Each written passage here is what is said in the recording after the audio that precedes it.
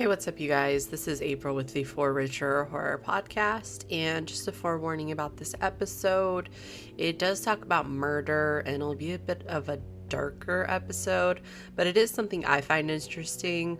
Hopefully some of you do as well, and I mean, it's very informative, so you can see statistics in different areas of murder rates. I hope to make this a series by identifying different areas that murder is most prevalent. It might be cities, it might be attractions, or state land. So let's start this off by talking about some statistics. According to the FBI, for relative frequency, a violent crime occurs every 26.3 seconds. One murder every 36.9 minutes. One rape every 4.5 minutes. One robbery every 1.6 minutes, an aggravated assault every 42.5 seconds. So that gets into our topic of today. What are the most common places to be murdered? We can go into this by state. This may surprise you, but the state you are most likely to be victimized in is Alaska. They have this divided by violent crime rather than murder, so 636 people are victims of violent crimes per 100,000 per year. Second makes a little more sense. It's Nevada. After that is Tennessee, then New Mexico, Florida, Louisiana, South Carolina, Delaware, Arkansas, and lastly Maryland to round off the top 10. Now we can get into the actual murder rates, and that's categorized by city. In 2015, number one with 60 murders per 100,000 residents is St. Louis, Missouri. Second, with 48 murders per 100,000, is New Orleans, Louisiana, and closely behind it is Detroit, Michigan with 44. My city of Phoenix is listed at 14th, which I suppose could be comforting that it's fairly low on the list with only 7.4 murders per 100,000 residents. Surprisingly, major cities in California are super low on the list, including Los Angeles, San Francisco, San Bernardino, and San Diego. And then just 4 years later, this has changed somewhat, well, especially New Orleans. So St. Louis is still number one. The rates increased to 65 murders per 100,000 residents. So 5 extra murders in just 5 years. Baltimore, Maryland beats out New Orleans with 58 per 100,000. And then Birmingham, Alabama is now third with 51. Detroit went down to 41, and then in 5th place is Dayton, Ohio with 34, which was a 20% increase since their prior year. St. Louis is topping the list in both cases, and some experts blame a high availability of firearms coupled with minimum consequences. Local police have responded by formulating a plan to target 15 high-crime neighborhoods with increased law enforcement presence and surveillance cameras. New Orleans has traditionally had a high murder rate despite fluctuations in violent crime rate overall. Local law enforcement notes that the murder rate is due not to gangs, but to arguments, robberies, and domestic violence incidents that turn fatal. And then the dwindling police force in New Orleans may also play a role. On the low end, 7 of the 10 major cities with the lowest murder rates are located in the West. San Diego and San Jose, both in California, rank at the very bottom. Austin, Texas, New York City, and Charlotte, North Carolina also have low murder rates. New York's murder rate began declining about 20 years ago. One factor is the city's growing Asian population, which is known to have a low rate of homicides. In terms of raw numbers, Chicago made headlines in 2015 for the highest total number of homicides. A shocking 465 people were murdered in Chicago last year. That was 113 more deaths than second place New York City. But both of those cities have much higher populations, and while those numbers seem high, in terms of percentage and relativity, it's a lower statistic than the big three. The circumstance surrounding a murder can be murky at best, but reviewing a year's worth of homicides that were solved yields some surprising takeaways. In just less than a half of the cases, the relationship between the victim and the killer is unknown. and then nearly 1/5 of victims were murdered by an acquaintance, while just over 1 in 10 were killed by a stranger. Examining murders among family members is a more complex affair. So, among married couples, wives are 5 times more likely to be murdered than husbands, and girlfriends are nearly 3 times more likely to be murdered than boyfriends. Sons and daughters are killed more often than mothers and fathers. And surprisingly, to kind of turn around the gender, is brothers are killed nearly 5 times more often than sisters. Sean, I'll say it again for the 2nd episode in a row. Watch out. That's my brother. So when I see things like this, it just makes me laugh. And it's like, Sean, be careful. But anyway, let's talk about why people kill. In over half of the cases, the murder stems from an argument. Juvenile gang members and robbery-related murders also comprise just over 1 in 10 homicides apiece, while 7% of cases are related to drug deals. Romantic triangles, burglaries, brawls, and children killed by babysitters made up around 1 to 2 each. The least likely murder cause, a sniper attack. So have some comfort in knowing you're not going to be taken out by a sniper, or at least it's very, very, very unlikely. So looking at the demographic of the major murder cities, they are predominantly lower median household income cities that are about 18,000 to 28,000 below the median, with a very high poverty rate, a high unemployment rate, and a decrease in population. So people are leaving there, probably with good reason. So the US murder rate rose 30% between 2019 and 2020. That is the largest single year increase in more than a century. There were 7.8 homicides for every 100,000 people in the United States in 2020, up from the 6 homicides per 100,000 people the year before. The rise in the nation's murder rate last year far exceeds the 20% increase measured in 2001, which was driven by the terrorist attacks of September 11th.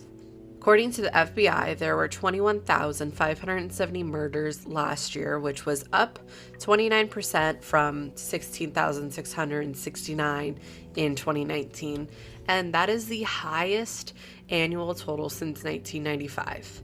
At least 8 states saw their murder rates rise by 40% or more last year, with the largest percentage increase in Montana, which was 84%, South Dakota at 81%, Delaware at 62%, and Kentucky at 61%, and that's according to the CDC. Higher than average increases also occurred in several heavily populated states, including New York, which was 47%, Pennsylvania at 39%, Illinois at 38%, Ohio also at 38%, California at 36%. So now that we know the most murderous states and city, let's focus a little more. In 2019, a statement from the National Park Service Chief Spokesman Jeremy Burnham said there's an average of 6 deaths each week within the considerable national park system. That's approximately 312 deaths per year, or 1 death for every 1 million visitors. Based on an analysis of data from 2007 to 2018, there are many ways people perish in national parks. Drowning is by far the leading cause of death. Other common causes include vehicular accidents, falls, poisoning, wildlife encounters, natural causes, and suicide. Visitors have even been boiled alive in hot springs, and one person was decapitated by an unlatched gate. That sounds terrifying. Be careful of gates, people.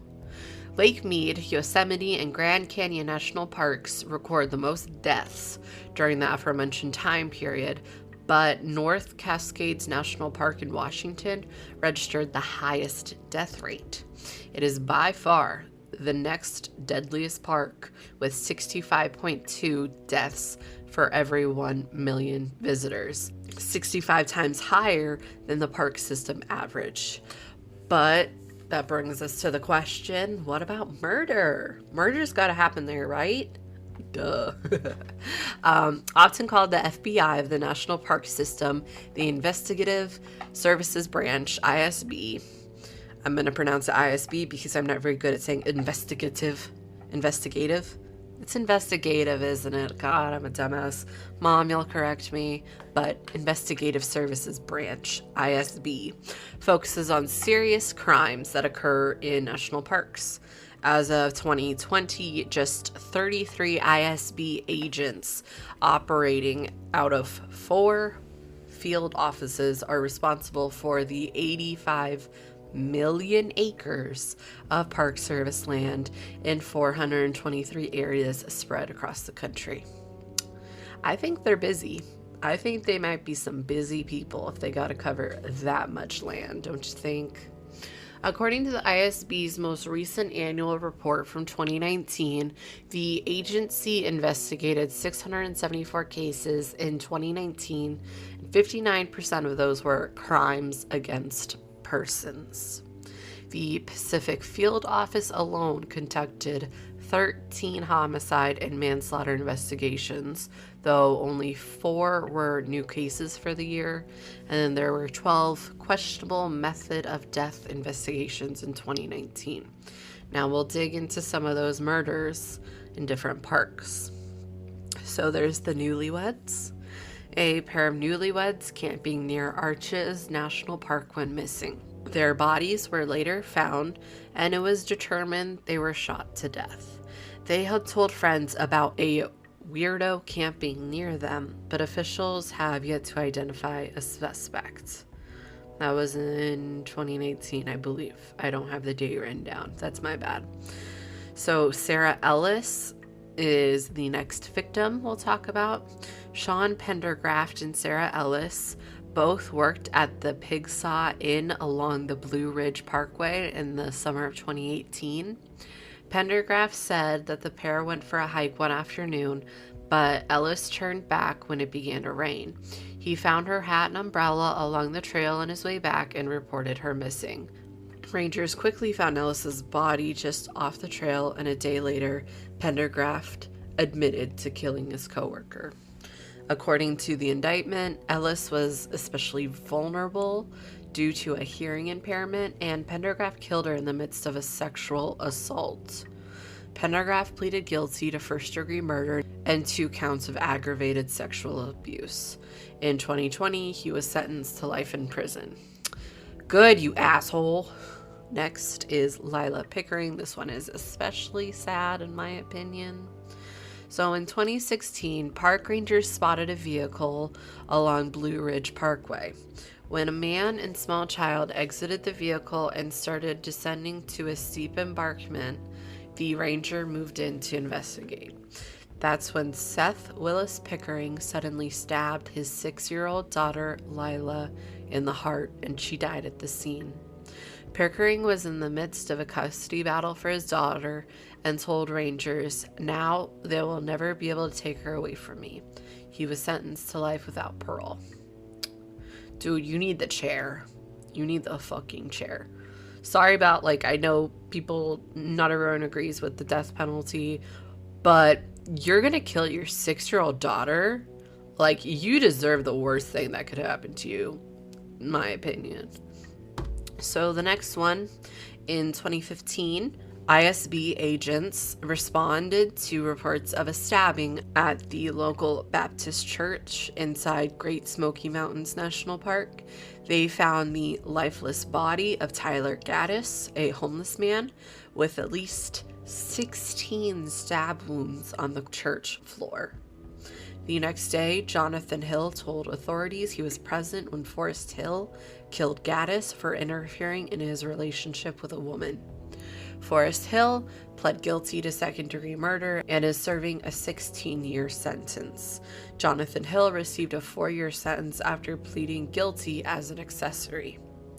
So the next one is Tony Henthorne. When Harold Henthorne called 911 on September 29, 2012, he told dispatchers his wife Toni had fallen during a hike in Rocky Mountain National Park and sustained a head injury. Henthorne claimed he didn't see how it happened and performed CPR on Toni while waiting for help. By the time a ranger reached them hours later, she was dead. Henthorne's story was filled with inconsistencies. As investigators dug into his personal life, they discovered his first wife also died a suspicious death and uncovered damning evidence that neither death was accidental. In 2019, a jury found Henthorne guilty of first-degree murder. He's currently serving life in federal prison. Armand Johnson is the next one we'll go over. Not long after moving to Hawaii from Seattle, 44-year-old Armand Johnson went for a hike in Hawaii Volcanoes National Park in 2005. His body was later found 100 yards from the Mamaloa Highway. Johnson died of a single gunshot wound to the back of the neck in what some call an execution-style killing. Investigators have been unable to determine motive or name a suspect in over 15 years. In 1999, the decapitated body of Joey Armstrong was found along a stream near the campgrounds for workers in Yosemite National Park. Carrie Stainer, whom police had interviewed in another murder case earlier that year, confessed just a few days later to murdering Armstrong and 3 other women after fantasizing about killing since he was a child. The Yosemite serial killer was convicted of all 4 murders and is currently on death row. Loli Winans and Julie Williams is our next victims. In May of 1996, 26-year-old Loli Winans and 24-year-old Julianne Williams set out for a trip to Shenandoah National Park with their golden retriever. When they didn't return home as planned several days later, Julie's father reported them missing. On June 1st, park rangers found the women's bodies near their campsite, hands bound, mouths gagged, and throats slit. Although authorities arrested Daryl Rice, DNA found at the scene didn't match the suspect and charges were dropped. The grisly murders remain unsolved. What happened to the golden retriever? That's really sad. So let's kind of get into why people kill at national parks. So the main reason is there's a prime crime opportunity. So what makes so many murderers choose national parks? Many researchers argue extreme temperatures, heat in particular, that can cause erratic violent behavior, and crime rates cool down with the season. National parks do see the highest attendance in the sweltering summer months, and a large portion of the violent crimes occur while visitors are outside during the time frame. This might explain some crimes of passion in the parks, but many cases appear to be premeditated before hikers hit the trails here, and other wild places such as national forests, state parks, and along the Appalachian Trail. The vast expanse of national parks makes them prime spots for covering up a crime. Alaska's Wrangle St. Elias National Park and Preserve alone covers 13.2 million acres of mostly untouched wilderness, and even the nation's most visited park spans more than 500,000 acres. The Park Service manages over 80% of its land as wilderness, leaving plenty of spots to kill undetected or dump a body. The growing number of cold cases seems to confirm people can kill in the parks without witnessing or much worry of their victims being found, honestly. And even if authorities do locate a body, killers can pull a Henthorne and blame it on a fall. The parks simply leave plenty of opportunity for the homicidal. A 50 square mile section of Yellowstone National Park, known as the Zone of Death, with hazy jurisdiction lines, could hypothetically allow perpetrators to literally get away with murder in a legal sense. National park murders and mysterious disappearances have garnered a cult following in recent years, Books and documentaries have attempted to uncover the truth behind the seemingly inexplicable, and petitions have called for better tracking of missing persons in national parks and other federal lands. There is no centralized database currently for these cases, and some former officials estimate the number could be hundreds to thousands. So that's really sad and scary. I've never actually been to a national park, despite being in the Grand Canyon State. I've never been to the Grand Canyon, but it's just really scary to think about you're taking a family trip and what's the last thing you'd expect? Oh yeah, to be killed. And that's possible, and it's actually more prevalent than you might think, because that's where homicidal maniacs they don't have to hold themselves back from their impulses, because it's quite easy to get away with it. Because it's so much land, someone may not be watching, your body may never be found. So I know that's kind of a dreary topic, but I found it very interesting, and I personally didn't know about murders at national parks. So now I do. Now you do. And I do hope to continue this as a series and discuss more common murder places. This was actually kind of inspired by a podcast I had listened to where someone talked about deaths at Central Park in New York. And I kind of want to investigate that area and see if it is very common for deaths to happen or not. But anyway, I hope you guys like this episode. I hope you listen next week. Well, that is all. Bye.